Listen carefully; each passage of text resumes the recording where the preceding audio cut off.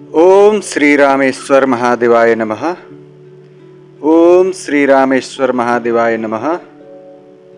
सीताराम सीताराम सीताराम। सच्चिदानंद श्री सियावर रामचंद्र की जय। पवन सुत हनुमान की जय। पिछले कथा में हम लोगों ने सुना मनु महाराज और माता शत्रुपा का तप साधना, जिससे सच्चिदानंद प्रसन्न होकर उन्हें वरदान देते हैं कि मैं तुम्हारे घर पुत्र रूप में जन्म लूंगा और अपनी लीला धरती पर करूंगा।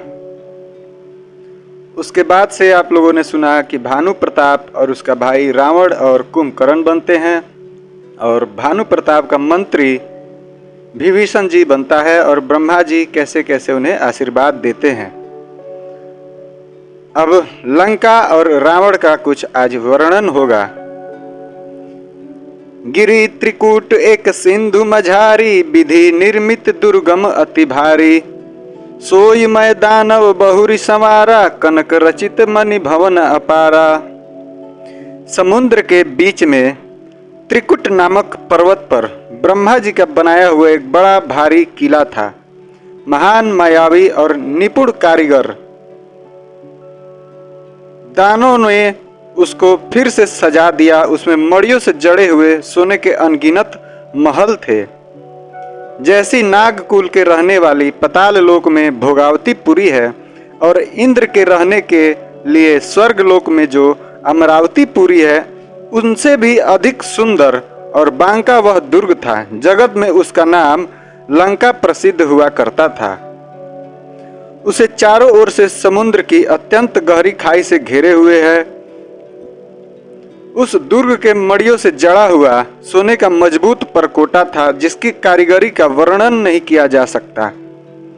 भगवान की प्रेरणा से जिस कल्प में वो राक्षसों का राजा रावण होता है, वही सूर प्रतापी अतुलित बलवान अपनी सेना सहित उस पुरी में बसता है, अर्थात निवास कहता है। पहले वहां बड़े बड़े योद्धा राक्षस रहते थे। देवताओं ने उन सबको युद्ध में मार डाला।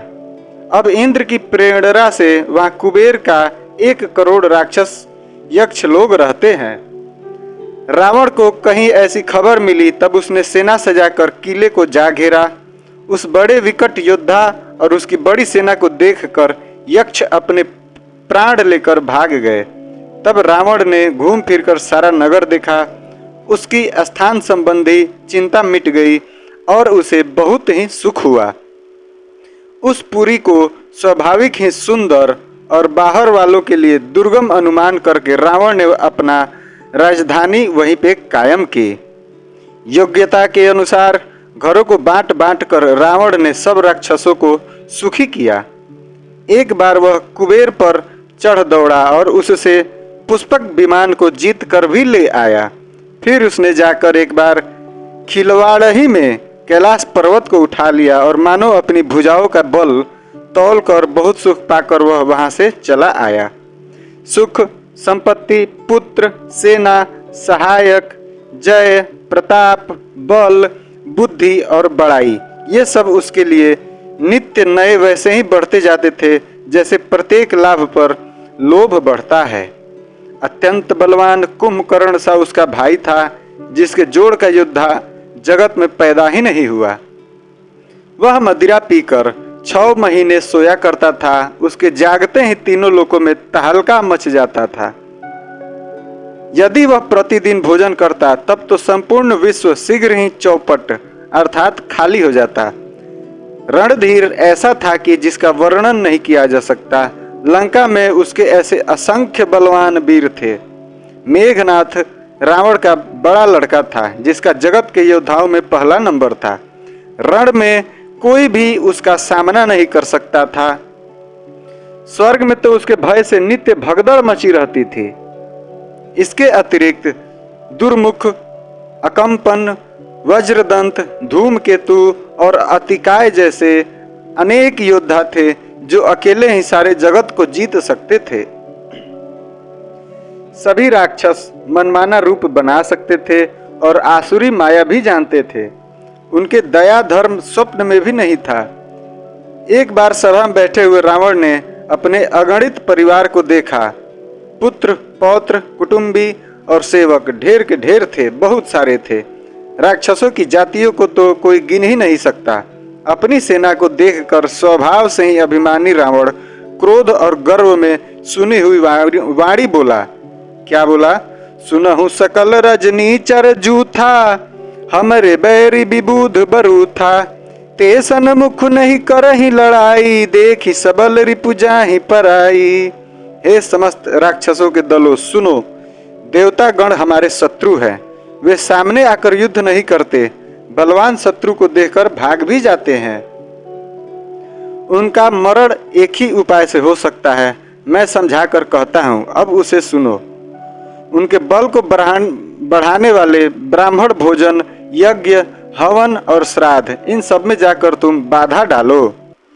भूख से दुर्बल और बलहीन होकर देवता सहज ही में आ मिलेंगे, तब उनको मैं मार डालूंगा, अथवा भली भांति अपने अधीन करके सर्वथा पराधीन करके छोड़ दूंगा। फिर उसने मेघनाद को बुलवाया और शिखा पढ़ाकर उसके बल और देवताओं के प्रति वैर भाव को उत्तेजना कर दी। फिर कहा, हे पुत्र, जो देवता रण में धीर और बलवान है और जिन्हें लड़ने का अभिमान है, उन्हें युद्ध में जीत कर बांध लाना। बेटे ने उठकर पिता की आज्ञा को सिरोधार्य किया। इसी तरह उसने सबको आज्ञा दी और आप भी हाथ में गदा लेकर चल दिया। रावण के चलने से पृथ्वी डगमगाने लगी और उसकी गर्जना से देवर मणियों के गर्भ हिलने लगे। रावण को क्रोध सहित आते हुए सुनकर देवताओं ने सुमेरु पर्वत की गुफाएं में भागकर सुमेरी गुफाओं का आश्रय ले लिया। दिक्पालों के सारे सुंदर लोगों को रावण ने सुना पाया। वह बार बार भारी सिंह गर्जना करके देवताओं को ललकार ललकार कर गालियां देता था। रण के मध्य में मतवाला होकर वह अपनी जोड़ी का योद्धा खोजता हुआ जगत भर में दौड़ता फिरता, परंतु उसे ऐसा योद्धा कहीं नहीं मिलता। सूर्य, चंद्रमा, वायु, वरुण, कुबेर, अग्नि, काल और यम आदि सब अधिकारी, किन्नर, सिद्ध, मनुष्य, देवता और नाग सभी के पीछे वह हठ पूर्वक पड़ गया। किसी को भी उसने शांति पूर्वक बैठने नहीं दिया। ब्रह्मा जी की सृष्टि में जहां तक शरीरधारी स्त्री पुरुष थे, सभी रावण के अधीन हो गए। डर के मारे सभी उसकी आज्ञा का पालन करते थे और नित्य आकर नम्रता पूर्वक उसके चरणों में सिर नवाते थे। उसने भुजाओं के बल से सारे विश्व को वश में कर लिया, किसी को स्वतंत्र रहने ही नहीं दिया। इस प्रकार मंडलिक राजाओं का शिरोमणि सार्वभौम सम्राट रावण अपने इच्छा अनुसार राज्य करने लगा। देवता, यक्ष, गंधर्व, मनुष्य, किन्नर और नागों की कन्याओं तथा बहुत सी अन्य सुंदरी और उत्तम स्त्रियों को उसने अपनी भुजाओं के बल से जीतकर ब्याह लिया। मेघनाद से उसने जो कुछ कहा उसे उसने मानो पहले से ही कर रखा था। अर्थात रावण के कहने भर की देर थी, उसने आज्ञा पालन में तनिक भी देर नहीं थी। जिनको रावण ने मेघनाद से पहले ही आज्ञा दे रखी थी, उन्हें तो जो करतूते की उन्हें सुनो। सब राक्षसों के समूह दिखने में बड़े भयानक, पापी और देवताओं को दुख देने वाले थे। वे असुरों के समूह उपद्रव करते थे और माया से अनेकों प्रकार के रूप भी धरते थे।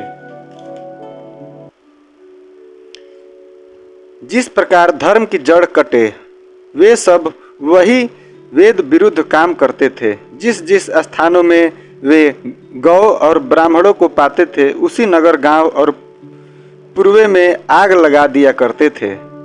उनके डर से कहीं भी शुभ आचरण जैसा कि ब्राह्मण भोज, यज्ञ, श्राद्ध आदि नहीं होते थे।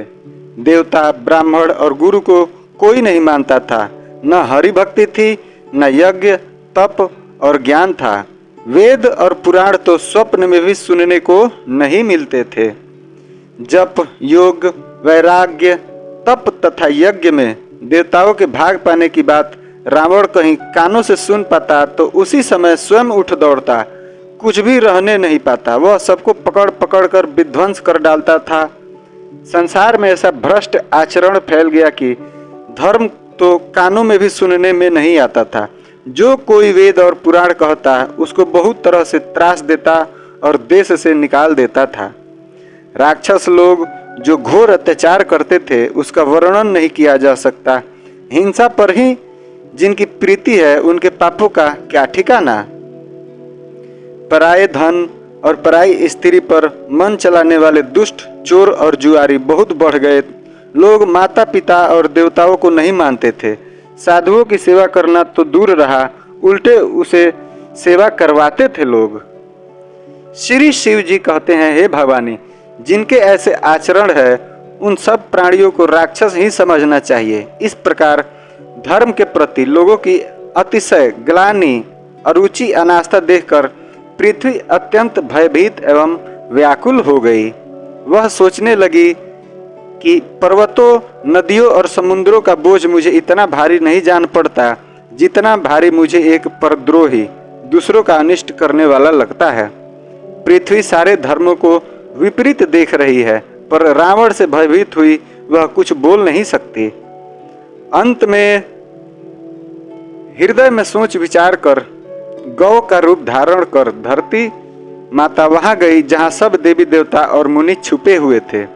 पृथ्वी ने रो कर उनको अपना दुख सुनाया, पर किसी ने कुछ काम नहीं बना। तब देवता, मुनि और गंधर्व सब मिलकर ब्रह्मा जी के लोक सत्यलोक को गए। भय और शोक से अत्यंत व्याकुल बेचारी पृथ्वी भी गौ का शरीर धारण किए हुए उनके साथ ही थी। ब्रह्मा जी सब जान गए। उन्होंने मन में अनुमान किया कि इससे मेरा कुछ भी वश नहीं चलने का।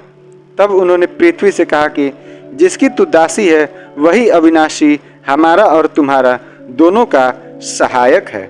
ब्रह्मा जी ने कहा, हे धरती, मन में धीरज धारण करके श्री हरि के चरणों का स्मरण करो। प्रभु अपने दासों की पीड़ा को जानते हैं, ये तुम्हारी कठिन विपत्ति का नाश करेंगे। बैठे सुर सब करहि विचारा, कह पाई प्रभु कई पुकारा। पुर बैकुंठ जान कह कोई, कोई कह पय निधि बस प्रभु सोई। सब देवता बैठकर विचार करने लगे कि प्रभु को कहाँ पावे ताकि उनके सामने पुकार मर्याद करें। कोई बैकुंठपुरी जाने को कहता है तो कोई कहता है था कि वही प्रभु क्षीर समुद्र में निवास करते हैं। जिसके हृदय में जैसी भक्ति और प्रीति होती है वहाँ प्रभु के लिए सदा उसी रीति से प्रकट होते हैं। हे पार्वती, उस समाज में मैं भी था। अवसर पाकर मैंने एक बात कही। मैं तो यह जानता हूँ कि भगवान सब जगत समान रूप से व्यापक है। प्रेम से वे प्रकट हो जाते हैं। देश, काल, दिशा, विदिशा में बताओ ऐसी जगह कहाँ है जहाँ प्रभु न हो। वे चराचरमय होते हुए ही सबसे रहित और विरक्त हैं। उनकी कहीं आसक्ति नहीं है। वे प्रेम से प्रकट होते हैं जैसे अग्नि, अग्नि का व्यक्त रूप से सर्वत्र व्याप्त है, परंतु जहाँ उसके लिए अरणमिनंथादि साधन किए जाते हैं वहाँ वह प्रकट होती है। इसी प्रकार सर्वत्र व्याप्त भगवान भी प्रेम से प्रकट होते हैं। मेरी बात सबको प्रिय लगी। ब्रह्मा जी ने साधु साधु कहकर बड़ाई भी की। मेरी बात सुनकर ब्रह्मा जी के मन में बड़ा हर्ष हुआ।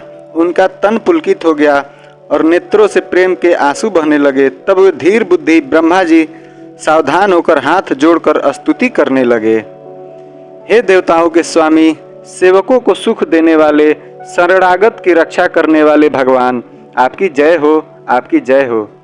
हे गौ ब्राह्मणों का हित करने वाले, असुर का विनाश करने वाले, समुद्र की कन्या श्री लक्ष्मी जी के प्रिय स्वामी, आपकी जय हो, आपकी जय हो। हे देवता और पृथ्वी का पालन करने वाले, आपकी लीला अद्भुत है, उसका भेद कोई नहीं जानता। ऐसे जो स्वभाव से ही कृपालु और दीन दयालु है वही हम पर कृपा करे। हे अविनाशी, सबके हृदय में निवास करने वाले अंतर्यामी, सर्वव्यापक, परम आनंद स्वरूप, अज्ञेय, इंद्रियों से परे, पवित्र चरित्र, माया से रहित मुकुंद, मोक्षदाता, आपकी जय हो, आपकी जय हो। इस लोक और परलोक के सब भोगों से विरक्त तथा मोह से सर्वथा छूटे हुए ज्ञानी मुनिवृंद भी अत्यंत अनुरागी प्रेमी बनकर दिन रात जिसकी ध्यान करते हैं और जिनके गुणों के समूह का गान करते हैं, उस सच्चिदानंद की जय हो, जय हो। जिन्होंने बिना किसी दूसरे संगी अथवा सहायक के अकेले ही या स्वयं अपने को त्रिपूर्ण रूप ब्रह्मा विष्णु शिव रूप बनाकर अथवा बिना किसी उपादान कारण के अर्थात स्वयं ही सृष्टि का कारण बनकर 3 प्रकार की सृष्टि उत्पन्न की, वे पापों का नाश करने वाले भगवान हमारी सुधि लें। हम न भक्ति जानते हैं न पूजा जानते हैं। जो संसार के जन्म मृत्यु के भय का नाश करने वाले, मुनियों के मंद को आनंद देने वाले, विपत्तियों के समूह को नष्ट करने वाले, हम सब देवताओं के समूह मन वचन और कर्म से चतुराई करने की बात छोड़कर उन भगवान की शरण आए हैं, ऐसे ब्रह्मा जी बोलते हैं। सरस्वती, वेद, शेष जी और संपूर्ण ऋषि कोई भी जिनको नहीं जानते, जिन्हें दीन प्रिय है ऐसा वेद पुकार करते हैं, वही श्री भगवान हम पर दया करे। हे संसार रूपी समुद्र के मथने के लिए मंदराचल रूप सब प्रकार से सुंदर गुणों के धाम और सुखों की राशि, हे नाथ, आपके चरण कमलों में मुन्नी सिद्ध और सारे देवता भय से अत्यंत व्याकुल होकर नमस्कार करते हैं। हे देवता और पृथ्वी को भयभीत जानकर और उनके स्नेह युक्त वचन सुनकर शोक और संदेह को हरने वाली गंभीर आकाशवाणी हुई। फिर हे मुनि, सिद्ध और देवताओं के स्वामियों, डरो मत। तुम्हारे लिए मैं मनुष्य का रूप धारण करूंगा और उदार पवित्र सूर्य वंश में अंशों सहित मनुष्य का अवतार लूंगा। कश्यप अदिति महातप किन्हा, तिन्ह कहूँ मैं पूरब बर दीन्हा। ते दशरथ कौशल्या रूपा, कौशलपुरी प्रकट नर भूपा। कश्यप और अदिति ने बड़ा भारी तप किया था, मैं पहले ही उनको वर दे चुका हूँ। वही दशरथ और कौशल्या के रूप में मनुष्य के राजा होकर श्री अयोध्यापुरी में प्रकट हुए हैं। उन्हीं के घर जाकर मैं रघुकुल में श्रेष्ठ 4 भाइयों के रूप में अवतार लूंगा। नारद के सब वचन मैं सत्य करूंगा और अपनी पराशक्ति के सहित अवतार लूंगा। मैं पृथ्वी का सब भर हर लूंगा। हे देव वृंद, तुम निर्भय हो जाओ। आकाश में ब्रह्मा भगवान की वाणी को कान से सुनकर देवता तुरंत लौट गए, उनका हृदय शीतल हो गया। तब ब्रह्मा जी ने पृथ्वी को समझाया, वह भी निर्भय हुई और उसके जी में भरोसा अर्थात ढाढ़स आया। देवताओं को यही सिखाकर कि वानरों का शरीर धर धर कर तुम लोग पृथ्वी पर जाकर भगवान के चरणों की सेवा करो। ब्रह्मा जी अपने लोक को चले गए। ये बोलकर सब देवता अपने अपने लोक को गए। पृथ्वी सहित सबके मन को शांति मिली। ब्रह्मा जी ने जो कुछ आज्ञा दी उससे देवता बहुत प्रसन्न हुए और उन्होंने वैसा करने में देर नहीं की। पृथ्वी पर उन्होंने वानर देह धारण की। उनमें अपार बल और प्रताप था। सभी शूरवीर थे। पर्वत वृक्ष और नख ही उनके अस्त्र थे। वे धीर बुद्धि वाले वानर रूप देवता भगवान के आने की राह देखने लगे। वे वानर पर्वतों और जंगलों में जहां तहां अपनी अपनी सुंदर सेना बनाकर भरपूर छा गए। यह सब सुंदर चरित्र मैंने कहा। अब वह चरित्र सुनो जिसे बीच ही में छोड़ दिया था। अवधपुरी में रघुकुल शिरोमणि दशरथ नाम के राजा हुए, जिनका नाम वेदों में विख्यात है। वे धर्म धुरंधर गुणों और भंडार के ज्ञानी थे। उनके हृदय में धनुष धारण करने वाले भगवान की भक्ति थी और उनकी बुद्धि भी उन्हीं में लगी रहती थी। तो आज कथा को फिर हम लोग यहीं समाप्त करते हैं। अब हम कथा बढ़ेंगे, दशरथ जी से शुरू करेंगे। दशरथ जी का परिचय और फिर आगे की उनकी कैसे यज्ञ होता है, कौन से ऋषि आके यज्ञ करते हैं जिससे श्री राम जी, लक्ष्मण जी, भरत जी, शत्रुघ्न जी का जन्म होता है। ये कथा अब हम अगले भाग में कहेंगे। आज अपने रावण, मेघनाथ, कुंभकर्ण और उसके जो भी राक्षस थे उन लोगों का अत्याचार आपने देखा। फिर देवता कैसे छुपे थे, फिर देवता जाके ब्रह्मा जी से कैसे कहे, माता पृथ्वी भी कैसे जाके कही, फिर ब्रह्मा जी ने बताया और आकाशवाणी हुई। तो फिर आकाशवाणी में कैसे सच्चिदानंद जी बोले कि मैं धरती पे आऊँगा, सारे देवताओं से कहा कि तुम वानर रूप धारण करके पृथ्वी पे रहो, मैं आऊँगा तब सहायता करना। और सारे देवता वानर रूप धरकर पृथ्वी पे आके प्रभु का इंतजार करने लगे। अब अगले कथा में हम लोग फिर शुरू करेंगे दशरथ जी से कि कैसे कैसे दशरथ जी को पुत्र प्राप्त हुए और क्या क्या लीलाएं हुई, ये आगे सुनते जाएंगे। आज यहीं विश्राम करते हैं। बोलिए सच्चिदानंद की जय, सियावर रामचंद्र की जय, पवन सुत हनुमान की जय, भोलेनाथ की जय, चराचर जीव की जय, सभी देवी देवताओं की जय। जय जय श्री सीताराम।